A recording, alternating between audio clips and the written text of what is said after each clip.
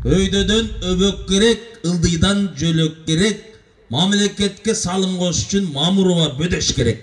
Кол чагылар менен келиңиз жайы. Эми шайлоого биз Азаттык партиясынын туусунун астында келип калдык. Исмаил Сакыович кеңири айтты, кандай мүмкүн силер айтып аткандырсыңар. Эжекем какылдап атат, айым неге Азаттыкка кошулду деп. Мен эмне үчүн кошулдум Азаттыкка? Мен Азаттык партиясы менен экинчи жолу кетип атам.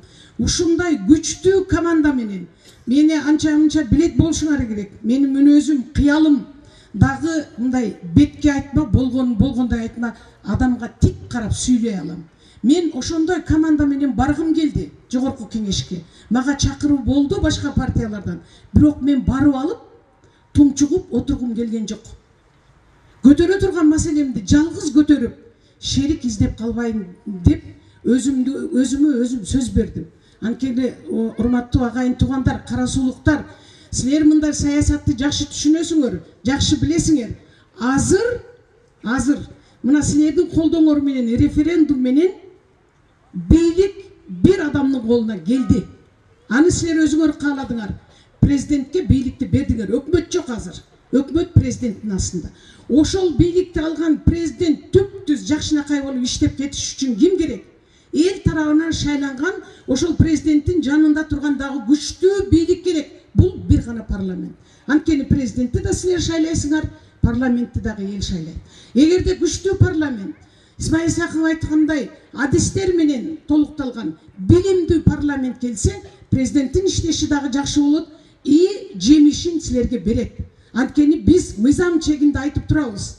Жөн эле куру доомат менен сен кыйшайып калдың, сен мынтип сүйлөп койдуң деген куру сөздөн биз алыспыз. Биздин ишмердигибиздин баарын карап көрсөңөр шашпай. Айткан сөзүбүзгө турган, айтып эле тим болбостон жолун көргөзгөн улуу муундун тажрыйбалуу өкүлдөрү кетип атат. Ай, иничек же болбосо башчы, мамлекет башчы момундай болуп атат, бул жеринде иш момундай кыйшайып атат, момундай кылсаң оңолот деп айта турган эң тажрыйбалуу билимдүү адискөйлөр келет атат. Ошонун менен бирге биздин артыбыздан биздин командага кошулган жаш балдар ушундай жүрөгүндө жалы бар, билегинде күчү бар, билими күчтүү, идеяга көкүрөгү толгон мекенчил патриот жаштарды алып кетип атабыз. Ошон үчүн урматтуу агайын туугандар, 28 ноябрда шайлоого келгиле. Силер абдан активдүү катышасыңар. Мен билем кара сулуктарды келип Азаттык партиясына добуш бересиңер деп мен ишенем.